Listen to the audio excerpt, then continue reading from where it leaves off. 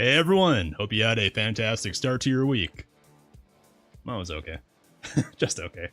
Today we are reading more of the Gods of Pegana. Written by Lord Dunsany.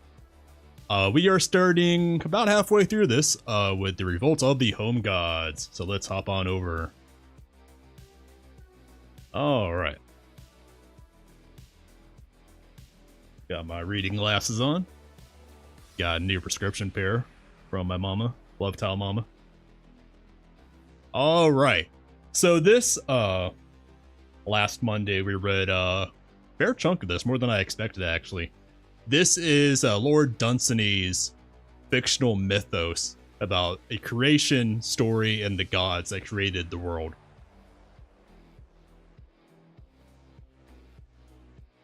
And it is both surprisingly more on point and harder hitting than I was expecting for such old fiction. But it's really good. And I suspect that this is part of Tolkien's inspiration for why he wanted to make a fictional mythology for the West. Although Lord Dunsany doesn't appear to be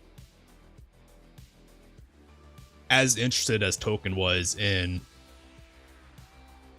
maybe inspecting the ideas of good and evil and stuff like that, as Tolkien kind of got into with this mythology. But let us jump into it with the Revolt of the Home Gods. Alright. Actually, let me switch over the audio. No more turbo needed.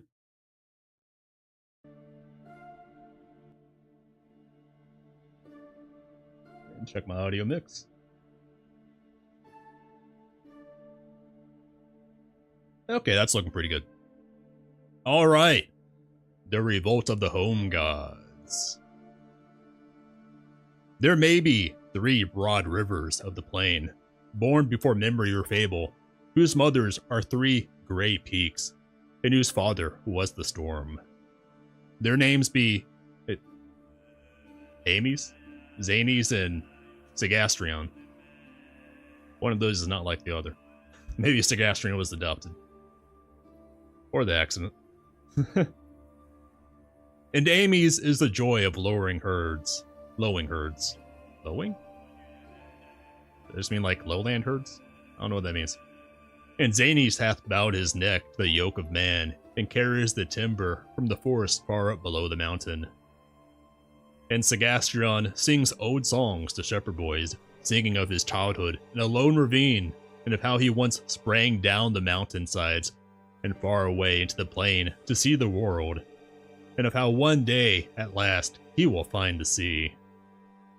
These may be the rivers of the plain, wherein the plain rejoices, but old men tell, whose fathers heard it from the ancients, how once the lords of the 3 rivers of the plain rebelled against the law of the worlds, and passed beyond their boundaries, and joined together, and whelmed the cities, and slew men, saying, "We now play the game of gods, and slay men for our pleasure, and we will be greater than the gods of Pegana."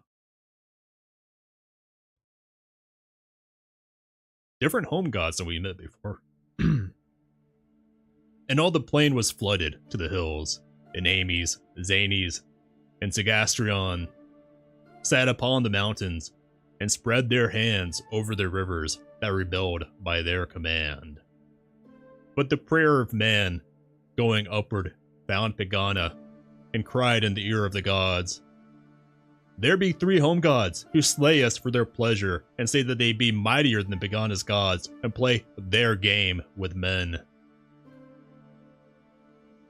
Then were all the gods of Pegana very wroth, but they could not whelm the lords of the 3 rivers, because being home gods, though small, they were immortal. That's interesting. That's implying that the actual gods are mortal? Or maybe they're just both mortal? Interesting. And still, the home gods spread their hands across their rivers, with their fingers, excuse me, wide apart, and the waters rose and rose, and the voice of their torrents grew louder, crying, "Are we not Amy's, Zany's, and Sagastrion?"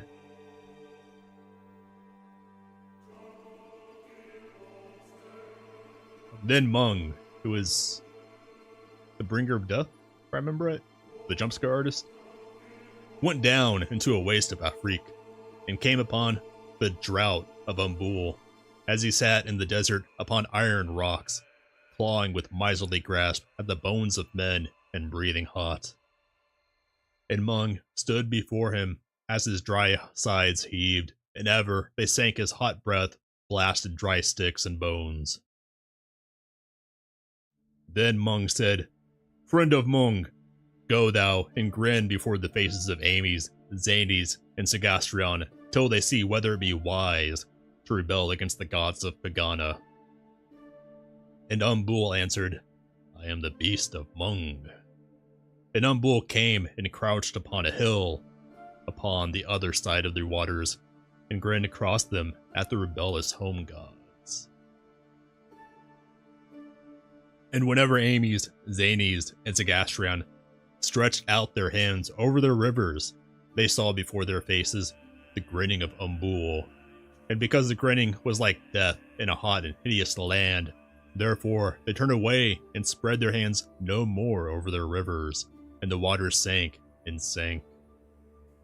But when Umbul had grinned for 30 days, the waters fell back into the riverbeds, and the lords of the rivers slunk away back again to their homes. Still, Umbul sat and grinned. I don't know, I kind of like Umbul. It's got a funny name. I like the cut of his jib. Then Imes sought to hide himself in a great pool beneath the rock, and Zanies crept into the middle of a wood, and Sagastrion lay and panted on the sand, and still Umbul sat and grinned. And Amy's grew lean and was forgotten, so that men of the plain would say, "Here once was Amy's." And Zany's scarce had strength to lead his river to the sea. And as Sagastrion lay and panted, a man stepped over his stream, and Sagastrion said, "It is the foot of a man that has passed across my neck, and I have sought to be greater than the gods of Pegana." Then said the gods of Pegana, "It is enough. We are the gods of Pegana, and none are equal." Then Mung sent Umbul back to his waste in Afrik, to breathe again upon the rocks, and parch the desert, and to sear the memory of Afrik into the brains of all who ever bring their bones away. And Amy's, Zany's, and Sagastrion sang again, and walked once more in their accustomed haunts, and played the game of life and death with fishes and frogs, but never essayed to play it any more with men, as do the gods of Pegana.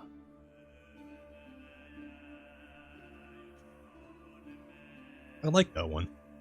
Which one was Amy's? The plains? Great pool beneath a rock. Interesting. I like this one. I like that they personified some 3 ancient rivers. Also, this is, I think, I could be wrong, but I think this is the first connection to the real world of Earth with Afrik. So that's cool. Alright. Of Durazhand, whose eyes regard the end. Sitting above the lives of the people, and looking, doth Durazhand see that which is to be. The god of destiny is Durazhand, upon whom have looked the eyes of Durazhand. He goeth forward to an end that naught may stay. He becometh an arrow, the arrow, from the bow of Durazhand, hurled forward at a mark he may not see, to the goal of Durazhand. Beyond the thinking of men, beyond the sight of all the other gods, regard the eyes of Durazhand. Bit self-referential, which is a common trait to the gods. Which I noticed it before, but it's really underlined here. He hath chosen his slaves, and them doth the destiny god drive onward where he will, who, knowing not whither, nor even knowing why, feel only his scourge behind them, or hear his cry before. There is something that Durazend would fain achieve, and therefore hath he set the people striving, with none to cease or rest in all the worlds.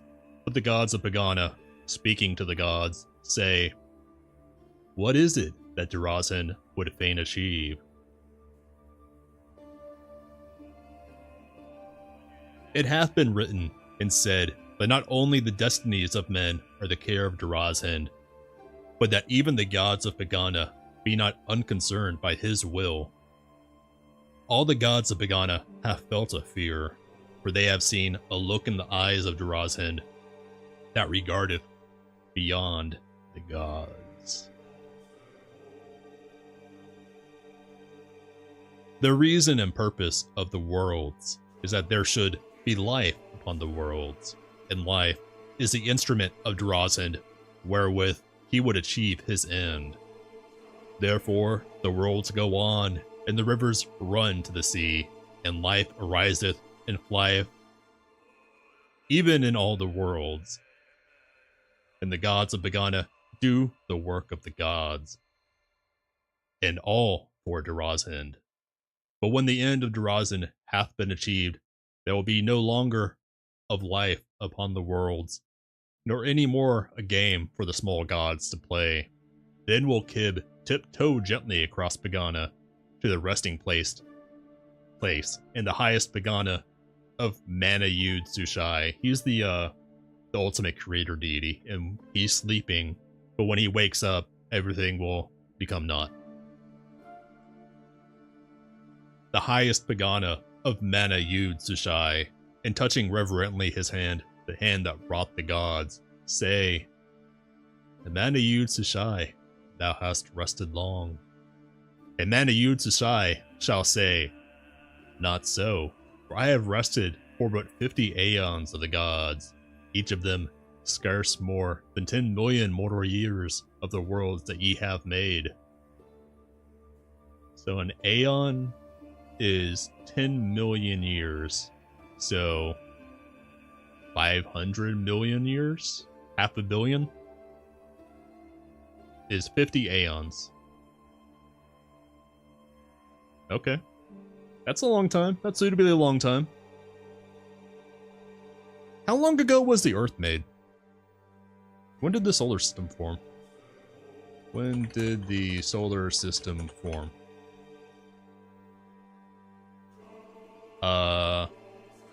4.6 billion years ago, with the gravitational collapse of our local molecular cloud. Okay. So I mean, half a billion years ago? Okay. That's kind of tracking.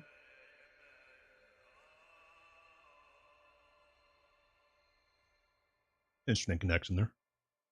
I don't think they would have had that number at the end of the 19th century when this was written. That's cool.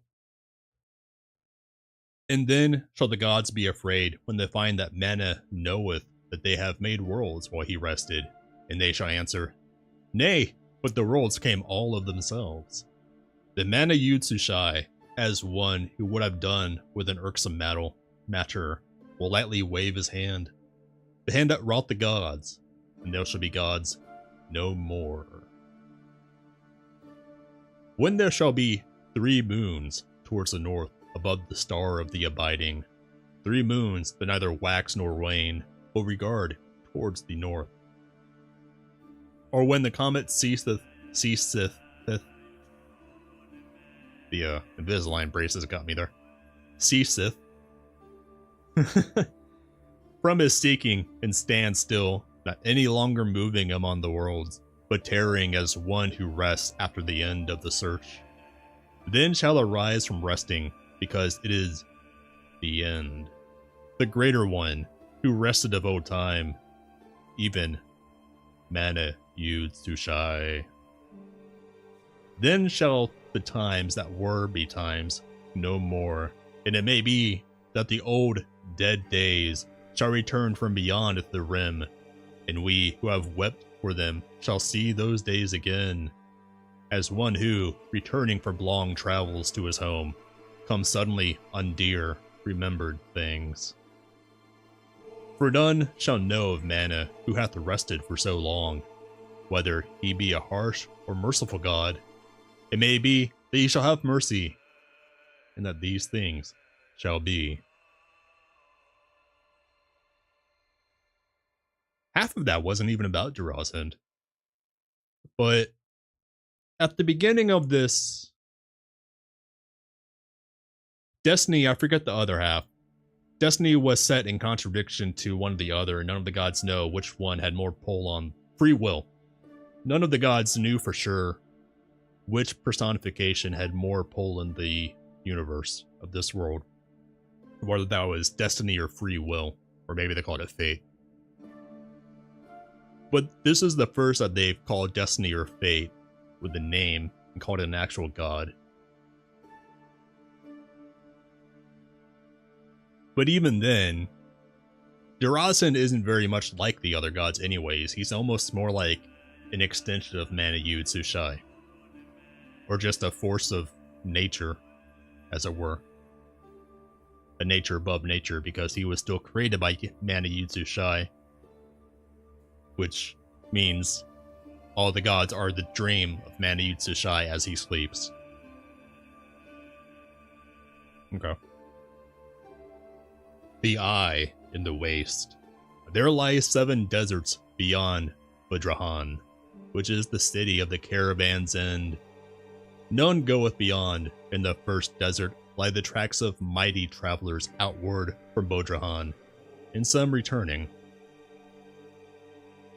And in the second lie only outward tracks, and none return. The third is a desert untrodden by the feet of men. The fourth is the desert of sand, and that's redundant. And the fifth is the desert of dust, that's redundant. The sixth is the desert of stones, that's redundant. And the seventh is the desert of deserts. Okay. This author was very self-referential in his writing. I'm just teasing a little. That's not a bad passage, it's just a little silly. It's painting the picture well. In the midst of the last of the deserts that lie beyond Budrahan, in the center of the desert of deserts, standeth the image that hath been hewn of old out of the living hill, whose name is Ranarada, the Eye in the Waste. About the base of Ranarada is carved in mystic letters that are vaster than the beds of streams these words. To the god who knows. Now, beyond the second desert are no tracks, and there is no water in all the 7 deserts that lie beyond Budrahan. Therefore came no men thither to hew that statue from the living hills, and Ranarada was wrought by the hand of the gods. Men tell in Budrahan, where the caravans end, and all the drivers of the camels rest, how once the gods hewed Ranarada from the living hill, hammering all night long beyond the deserts. Moreover, they say that Ranarada is carved in the likeness of the god Hudraze, who hath found the secret of Mana Yud Sushai, and knoweth the wherefore of the making of the gods. They say that Hudraze stands all alone in Pegana, and speaks to none because he knows what is hidden from the gods. Therefore, the gods have made his image in a lonely land as one who thinks and is silent, the Eye in the Waste. They say that Hudraze had heard the murmurs of Mana Yud Sushai as he muttered to himself and gleaned the meaning and knew. And that he was a god of mirth and of abundant joy, but became from the moment of his knowing a mirthless god, even as his image, which regards the deserts beyond the track of man. But the camel drivers, as they sit and listen to the tales of the old men in the marketplace of Budrahan, at evening while the camels rest, say, if Hudraze is so very wise, and yet is sad. But let us drink wine and banish wisdom to the waste that lie beyond Bodrahan. Therefore is there feasting and laughter all night long in the city where the caravans end. All this the camel drivers tell when the caravans come in from Bodrahan, but who shall credit tales that camel drivers have heard from aged men in so remote a city?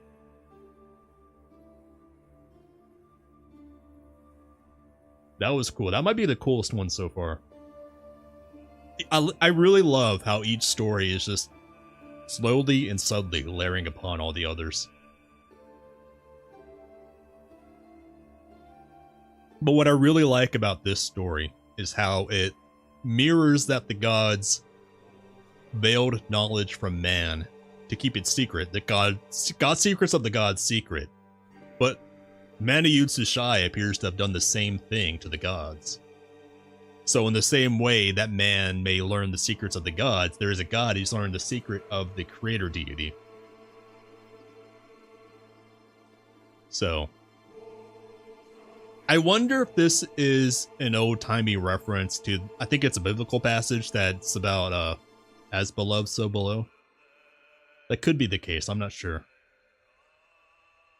Of the thing that is neither god nor beast. Seeing that wisdom is not in cities nor happiness in wisdom, and because Yadin the prophet was doomed by the gods ere he was born to go in search of wisdom, he followed the caravans to Bodrahan. There in the evening, where the camels rest, when the wind of the day ebbs out into the desert sighing amid the palms its last farewells and leaving the caravan still, he sent his prayer with the wind to drift into the desert, calling to Hudrazai. Excuse me. And down the wind his prayer went calling. Why do the gods endure and play their game with men? Why doth not Skarl forsake his drumming and Mana cease to rest? An echo of 7 deserts answered, Who knows? Who knows? But out in the waste, beyond the 7 deserts, where Ranarada looms enormous in the dusk, at evening his prayer was heard, and from the rim of the waste, whither had gone his prayer, came 3 flamingos. Funny flamingos. Flying, and their voices said, Going south! Going south! At every stroke of their wings. But as they passed by the prophet, they seemed so cool and free, and the desert so blinding and hot, that he stretched up his arms towards them. Then, when it seemed happy to fly and pleasant to follow behind great white wings, and he was with the 3 flamingos up in the cool above the desert, and their voices cried before him, Going south! Going south! And the desert below him mumbled, Who knows? Who knows? Sometimes the earth stretched up towards them. I just had to double check that I actually hit the streaming button. Sometimes the earth stretched up towards them with peaks of mountains. Sometimes it fell away in steep ravines. Blue rivers sang to them as they passed above them, or very faintly came the song of breezes in lone orchards. And far away, the sea sang mighty dirges of old forsaken isles. But it seemed that in all the world there was nothing only to be going south. I mean, except for the flamingos. It seemed that somewhere the south was calling to her own, and that they were going south. But when the prophet saw they had passed above the edge of earth, not far away to the north of them lay the moon, he perceived that he was following no mortal birds, but some strange messengers of Hudrazai, whose nest had lain in one of Pegana's vales, below the mountains whereon sit the gods. Still, they went south, passing by all the worlds, and leaving them to the north, to only Araxes, Zadries, and Heraglion lay still to the south of them, where great Ngazi seemed only a point of light, and Io and Mindo could be seen no more. I'm uncertain if those are other worlds?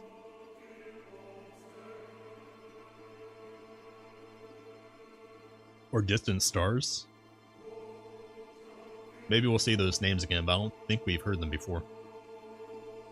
Still, they went south till they passed below the south and came to the rim of the worlds.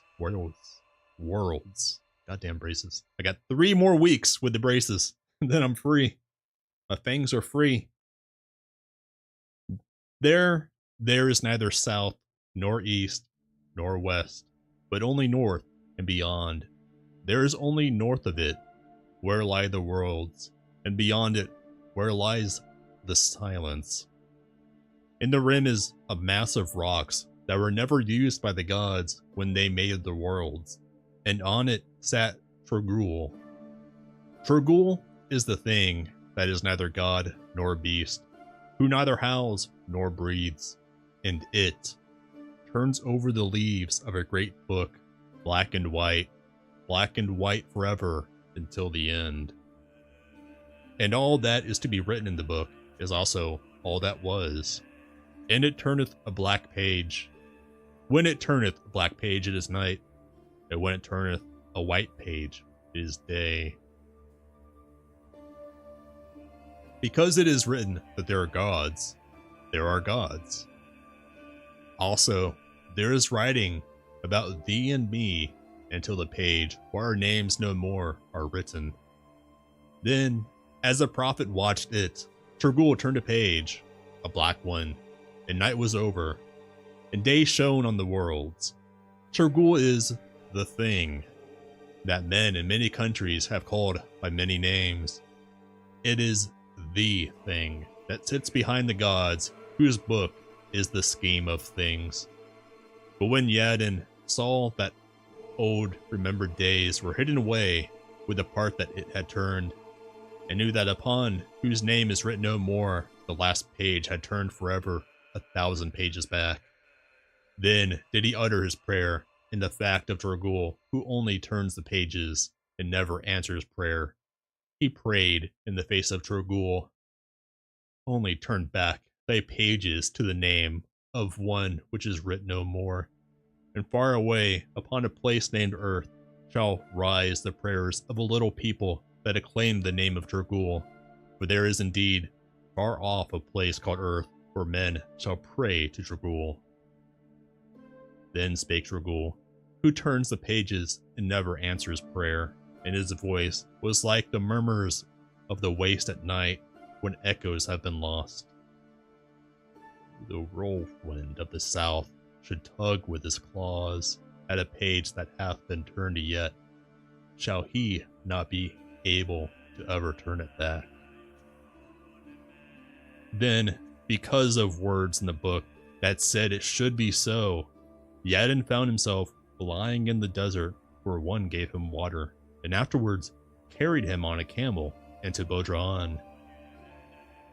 There, some say that he had but dreamed when thirst seized him while he wandered among the rocks in the desert.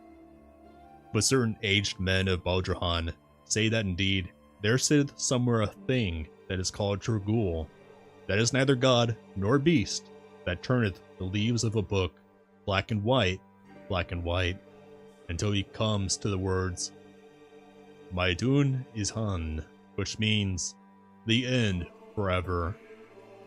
In book, and gods, and worlds shall be no more. That was a really cool story. That was just awesome. I did not expect it to go where it did. When the title opened with the thing that's neither god nor beast, I was expecting some kind of monstrosity, kind of like, what are they called? The Titans in Greek mythology? But that was just cool as hell. I think this is the same prophet that Mung or one of the other gods doomed for spying their valley where the gods sat around when they were young.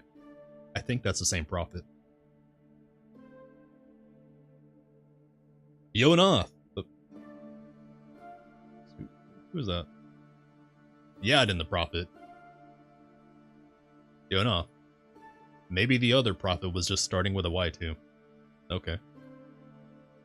Yonath was the first among prophets who uttered unto men, "These are the words of Yonath, the first among all prophets. There be gods upon Pegana. Upon the night I slept, and in my sleep Pegana came very near, and Pegana was full of gods. I saw the gods beside me, as one might see wanted things." Excuse me. Give me again. What was that? Wanted things. Only I saw not Mana Yud Sushai. And in that hour, in the hour of my sleep, I knew. In the end, in the beginning of my knowing, and all of my knowing, that there was this, that man knoweth not. Seek thou to find at night the utter edge of the darkness, or seek to find the birthplace of the rainbow, where he leapeth upward from the hills, only to seek not concerning the wherefore of the making of the gods. The gods have set a brightness upon the farther side of the things to come, that they may appear more felicitous. Felicitous. I forgot what that means, but I know I learned at one point. To men than the things that are. To the gods, the things to come are but as the things that are, and nothing altereth in Pegana. The gods, although not merciful, are not ferocious gods. They are the destroyers of the days that were, but they set a glory about the days to be. Man must endure the days that are, but the gods have left him his ignorance as the solace. Seek not to know, thy seeking will weary thee, and thou wilt return much worn, to rest at last about the place from whence thou settest out upon thy seeking. Seek not to know, even I, Yonath, the oldest prophet, burdened with the wisdom of great years, and worn with seeking, know only that man knoweth not. Once I set out seeking to know all things, now I know one thing only, and soon the years will carry me away. The path of my seeking, that leadeth to seeking again, must be trodden by very many more, when Yonath is no longer even Yonath. Set not thy foot upon that path. Seek not to know. These be the words of Yonath. It's just so awesome. I love this book so much. I really like that it's a prophet who does not want others to... Genuinely, he doesn't want them to know because he's trying to keep the knowledge to himself. He just doesn't want others to waste their life, to spin their wheels trying to seek something they can't know because God's hid it from them. It's just really nice. I guess all the prophets do have a name that starts with U. Yug, the prophet. When the years had carries away Yonath, and Yonath was dead, there was no longer a prophet among men. And still men sought to know. Therefore they said unto Yug, Be thou our prophet, and know all things, and tell us concerning the wherefore of it all. And Yug said, I know all things. And men were pleased. And Yug said, of the beginning, that it was in Yug's own garden, and of the end, that it was in the sight of Yug. And men forgot Yug. One day, Yug saw Mung behind the hills, making the sign of Mung. And Yug was Yug no more. So this is a warning fable, not be the dipshit that says he knows everything. Pretty clear and to the point. Alhoreth Hotep, the prophet, not starting with a Y. When Yug was Yug no more, men said unto Alhoreth Hotep, Be thou our prophet, and be as wise as Yug. And Alhoreth Hotep said, I am as wise as Yug. And men were very glad. And Alhoreth Hotep said of life and death, These be the affairs of Alhoreth Hotep. And men brought gifts to him. One day, Alhoreth Hotep wrote in a book, Alhurath-hotep knoweth all things, for he hath spoken with Mung. And Mung stepped from behind him, making the sign of Mung, saying, Knowest thou all things, then, Alhurath-hotep? And Alhurath-hotep became the things that were. Another fable of being a smartass. Fable? Parable? I don't remember which one of those is the warning story. Kabak, the prophet. When Alhurath-hotep was among the things that were, and still men sought to know, they said unto Kabak, Be thou as wise as was Alhurath-hotep. And Kabak grew wise in his own sight and in the sight of men. And Kabak said, Mung maketh his signs against men, or withholdeth it by the advice of Kabak. And he said unto one, Thou hast sinned against Kabak, therefore will Mung make the sign of Mung against thee.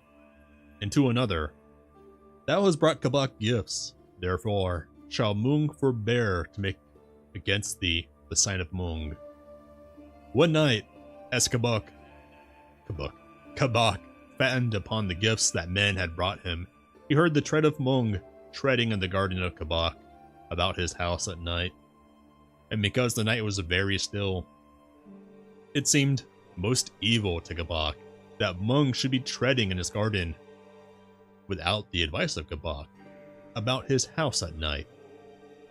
And Kabak, who knew all things, grew afraid, for the treading was very loud and the night still, and he knew not what lay behind the back of Mung, which none had ever seen. But when the morning grew to brightness, and there was light upon the worlds, and Mung trod no longer in the garden, Kabak forgot his fears and said, Perhaps it was a herd of cattle that stampeded in the garden of Kabak. And Kabak went about his business, which was that of knowing all things and telling all things unto men, and making light of Mung. But that night Mung trod again in the garden of Kabak, about his house at night, and stood before the window of the house, like a shadow standing erect, so that Kabak knew indeed that it was Mung. And a great fear fell upon the throat of Kabak, so that his speech was hoarse, and he cried out, Thou art Mung! And Mung slightly inclined his head, and went on to tread in the garden of Kabak, about his house at night. And Kabak lay and listened with horror at his heart. But when the second morning grew to brightness, and there was light upon the worlds, Mung went from treading in the garden of Kabak, and for a little while Kabak hoped, but looked with great dread for the coming of the third night. And when the third night was come, and the bat was gone to his home, the wind had sank, the night was very still. And Kabak lay and listened, to whom the wings of the night flew very slow. But ere night met the morning upon the highway between Pegana and the worlds, there came the tread of Mung in the garden of Kabak towards Kabak's door. And Kabak fled out of his house as flees a hunted beast, and flung himself before the Mung. And Mung made the sight of Mung, pointing towards the end. And the fears of Kabak had rested from troubling Kabak any more, for they and he were among accomplished things. We are seeing a pattern about prophets. Don't trust them. Good tea. Of the calamity that befell Yon Lara by the sea, and of the building of the tower of the ending of days. I think they could have fit some more of these in that. When Kabak and his fears had rest the people. What? I'm having trouble parsing the sentence. When Kabak and his fears had rest the people sought a... I think there's missing a comma there. When Kabak and his fears, comma something, had rest the people. When Kabak and the spheres had rest, the people sought a prophet who should have no fear of Mung, whose hand was against the prophets. And at last they found Yonalara, who tended sheep and had no fear of Mung, and the people brought him to the town that he might be their prophet. And Yonalara builded a tower towards the sea that looked upon the setting of the sun, and he called it the Tower of the Ending of Days. And about the ending of the day, would Yonalara go up to his tower's top and look towards the setting of the sun to cry his curses against Mung, crying, O Mung, whose hand is against the sun, whom men abhor, but worship because they fear thee. Here stands and speaks a man who fears thee not. Assassin, lord of murder, and dark things abhorrent, merciless, make thou the sign of Mung against me, when thou wilt. But until silence settles upon my lips, because of the sign of Mung, I will curse Mung to his face. And the people in the street below would gaze up with wonder towards Yonalara, who had no fear of Mung, and brought him gifts. Only in their homes after the falling of the night would they pray again with reverence to Mung. But Mung said, Shall a man curse a god? And still Mung came not nigh to Yonalara, as he cried his curses against Mung from his tower towards the sea. And Sish was the god of the sea, throughout the worlds hurled time away, and slew the hours that had served him well, and called up more out of the timeless waste that lieth beyond the worlds, and drave them forth to assail all things. And Sish cast a whiteness over the hairs of Yonalara, and ivy about his tower, and weariness over his limbs, for Mung passed by him still. When Sish became a god less durable to Yonalara than ever Mung hath he ceased. Then, some of these sentences, man. When Sish became a god less durable to Yonalara than ever Mung hath been, he ceased at last to cry from his... The fuck does this mean? When Sish became... I'm just gonna push through it. And when Sish became a god less durable to Yonalara than ever Mung hath been, he ceased at last to cry from his tower's top his curses against Mung whenever the sun went down. Till there came the day when the weariness of the gift of Kib fell heavily upon Yonalara. Ken was the god that gave life to creatures, including men. Then from the Tower of the Ending of Days did Yonalara cry out thus to Mung, crying, O Mung, O loveliest of the gods, O Mung, who dearly to be desired, thy gift of death is the heritage of man, with ease and rest and silence in returning to the earth. Kib giveth but toil and trouble, and Sish, he sendeth regrets with each of his hours wherewith he assails the world. And your harneth Lahai cometh nigh no more. I can no longer be glad with Lepeng tongue. When the other gods forsake him, a man hath only Mung. But Mung said, Shall a man curse a god? And every day and all night long did Yonalara cry aloud, Ah, now for the hour of the morning of many, and the pleasant garlands of flowers and the tears in the moist dark earth. For the repose down underneath the grass, where the firm feet of the trees grip hold upon the world, where never shall come the winds that now blows through my bones. And the rain shall come warm and trickling, not driven by the storm, where is the eastful falling asunder of bone from bone in the dark.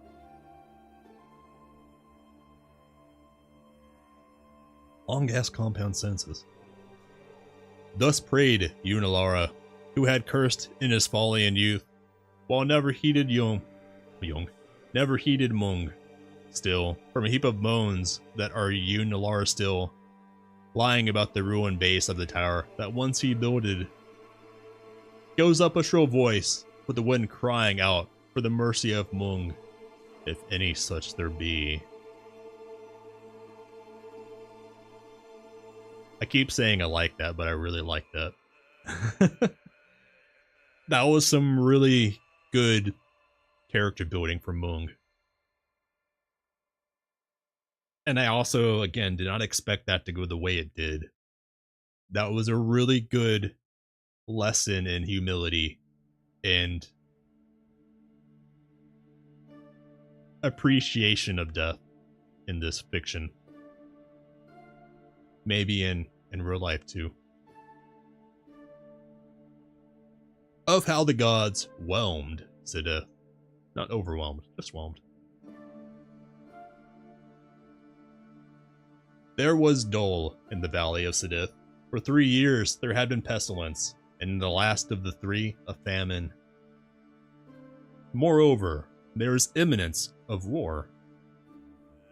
Throughout all Sidith, men died night and day, and night and day within the temple of all the gods, save one, for none may pray to Mana-Yud-Sushai. Did the priests of the gods pray hard, for they said, long passage. Deep breath. For a long while, a man may hear the droning of little insects, and yet not be aware that he hath heard them. So may the gods not hear our prayers at first, until they have been very oft repeated. But when your praying has troubled the silence, long it may be that some god as he strolls in Pegana's glades may come on one of our lost prayers that flutters like a butterfly tossed in storm when all its wings are broken.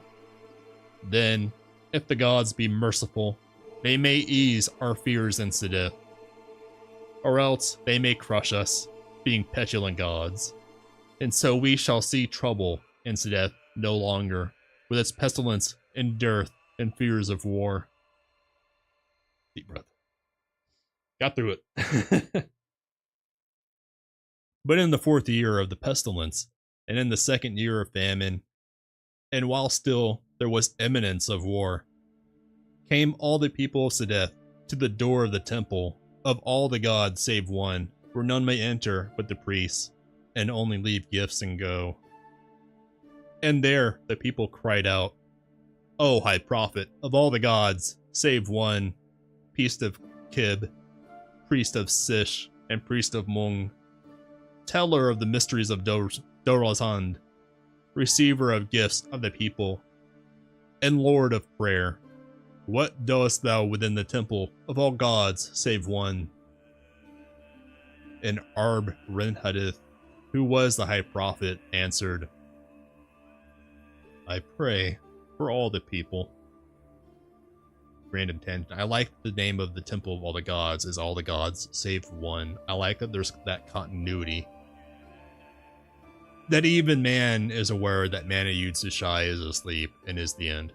I like that. But the people answered, O high prophet of all the gods save one, priest of Kib, priest of Sish, and priest of Mung, teller of the mysteries of Dorozhand, receiver of the gifts of the people, and lord of prayer. For 4 long years hast thou prayed with the priests of all thine order, and while we brought these gifts, and while we brought ye gifts and died, now, therefore since they have not heard thee in 4 grim years, thou must go and carry to their faces the prayer of the people of Sidith, when they go to drive the thunder to his pasture upon the mountain, Agrinon. Okay, that's a cool sound name. Just took a second to read it. Agrinon, or else there shall no longer be gifts upon thy temple door, whenever falls the dew, that thou in thy order may fatten. Then thou shalt say before their faces, O all the gods, save one, lords of the world, whose child is the eclipse, take back thy pestilence from Sidith. For ye have played the games of the gods too long in the people of Sidith, who would fain have done with the gods. Then, in great fear answered the high prophet, saying, What if the gods be angry and whelm Sidith? And the people answered, Then are we sooner done with pestilence and famine and the imminence of war. That night, the hunter howled upon Agranon, which stood a peak above all others in the land of Sidith. And the people took Arbrenhadith from his temple and drave him to Agranon, for they said, "There walk tonight upon the mountain of all gods save one." And Arbrenhadith went trembling to the gods. Next morning, white and frightened from Agranon, came Arbrenhadith back into the valley, and there spake to the people, saying, "The faces of the gods are iron, and their mouths set hard. There is no hope from the gods." Then said the people, "Thou shalt go to Mana-Yud-Sushai, to whom no man may pray. Seek him upon Agranon, where it lifts clear into the stillness before morning, and on its summit, where all things seem to rest. Surely there rests also Mana-Yud-Sushai. Go to him and say, Thou hast made evil gods, and they smite Sidith. Perchance he hath forgotten all his gods, or hath not heard of Sidith. Thou hast escaped the thunder of the gods. Surely thou shalt also escape the stillness of Mana-Yud-Sushai. Upon a morning when the sky and lakes were clear, and the world still, and Agranon was stiller than the worlds, Arbrenhadith crept in fear towards the slopes of Agranon, because the people were urgent. All that day, men saw him climbing. At nest, he rested near the top.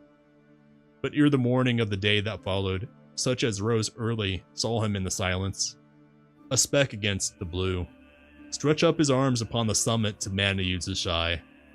Then instantly, they saw him not, nor was he ever seen of men again who had dared to trouble the stillness of Mana-Yud-Sushai.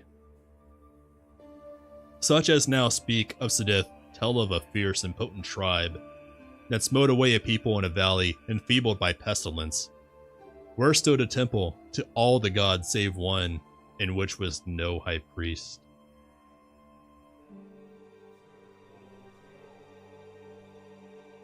Still on the prophets.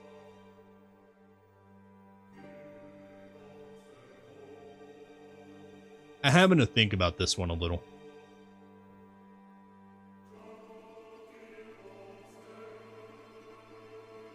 I might just be flat-brained right now after work. I'm just kind of taking this one at face value. However, I think that is going to be it for today. So tomorrow we will be continuing with Heavenly Bodies. To finish that, I believe we have one mission left, maybe two, but I think only one. Because the reactor blew up last time, and now we have to evacuate the space station. So that'll be fun. So I will see you all tomorrow, 1:30 a.m. Eastern. Take care, Fangang. See you all tomorrow.